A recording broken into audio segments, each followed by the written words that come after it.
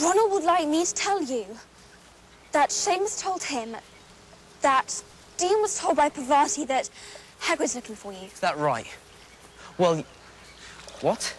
This film had a new director, Mike Newell. He brought something new to it, which was really nice. The first British director as well. That made quite a bit of a difference. And yeah, he was a bit crazy sometimes, but you know, he was a good laugh. Yeah. He's great because at where I am now in terms of acting, well, I just want to learn as much as possible.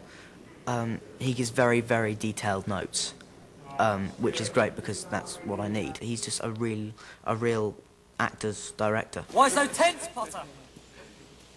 My father and I have a bet, you see. I don't think you're going to last 10 minutes in this tournament. He disagrees. He thinks he won't last 5. I don't give a damn what your father thinks, Malfoy. He's vile and cruel, and you're just pathetic.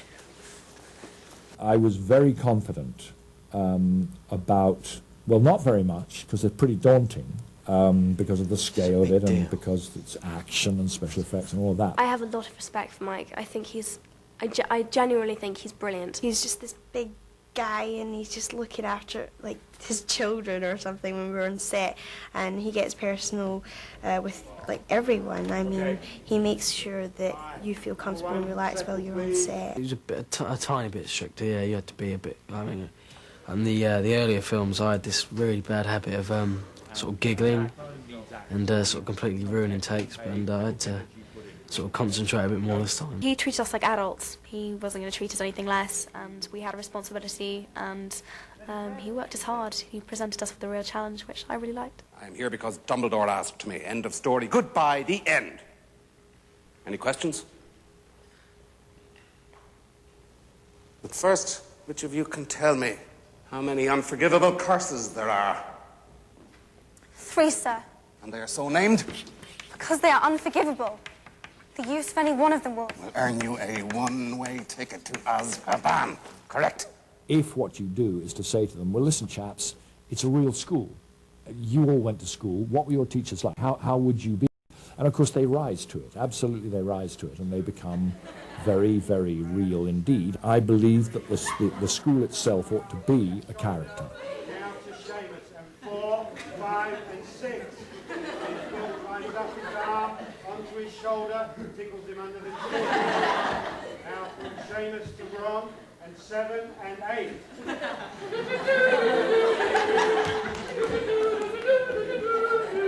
Ron to Malfoy and 9. The school becomes this mad, dysfunctional, anarchic place. Oh, my father will hear about this. Is that a threat? Professor Woody! Is that a threat? Professor? I can tell you stories about your father that would curl even your greasy hair, boy! Alistair! It doesn't end here! Alistair, we never use transfiguration as a punishment. Surely Dumbledore told you that. Might have mentioned it. He's quite strict, but he's just crazy and completely mental. He's really shaken and quite, quite close to the edge at all times. He was put into a classroom and reminded me of some of the teachers of the old school. Now, the minister says you're too young to see what these curses do. I say different. You need to know what you're up against. You need to be prepared. You need to find another place to put your chewing gum besides the underside of your desk, Mr. Finnegan.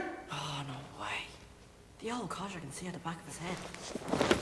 And here across classrooms. So, which curse shall we see first? He has no time for pussyfooting about. He wants to get down to the real thing. He's very inclined to show these young men what they're up against. Your pal Diggory. By your age, he could turn a whistle into a watch and have it sing you the time. Miss Delacour. She's as much a fairy princess as I am. As for Crumb, his head may be filled with sawdust, but Carcraw's is not. They'll have a strategy. And you can bet that it will play to Crumb's strengths. Come on, Potter. What are your strengths? I don't know. I can fly. I mean, I'm a fair flyer, but I... Better than fair, the way I heard it. But I'm not allowed a broom. You're allowed a wand. A film should be made that wasn't simply part of a cookie-cutter sequence of films. Having decided to do that, they let me go. They were very content to let me go. Mike's brought out a lot of humour in this film. I mean, it's really dark and really tragic, but I mean, he tries to bring out as much humour as possible, so it kind of balances. Is that a student? Technically, it's a ferret.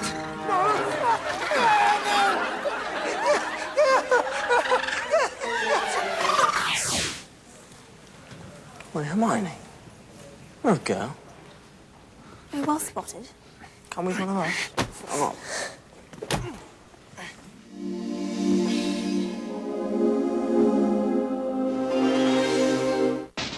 Ya regresa Behind the Scenes.